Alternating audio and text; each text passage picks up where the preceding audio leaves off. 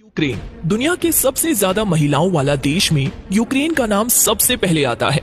देश की कुल जनसंख्या में से 53.70% केवल महिलाएं हैं। जी हाँ, यानी कि 100 पुरुषों में यहाँ पर 118 महिलाएं पाई जाती हैं। इसके बावजूद भी यहाँ की 47% महिलाएं घरेलू समस्या से परेशान हैं। आखिर क्यों? चलिए जानते हैं। उससे पहले वीडियो को लाइक करके नीचे कमेंट्स जरूर कीजिएगा कि आप कहां से हैं। यूक्रेन एक बहुत ही बड़ा देश है और यहाँ की आबादी तकरीबन 5 करोड़ के आसपास है, जिसमें से 70% लोग शहर में रहते हैं, तो वही 30% लोग गांव में रहना पसंद करते हैं। यूक्रेन को 24 अगस्त 1991 को आजादी मिली थी।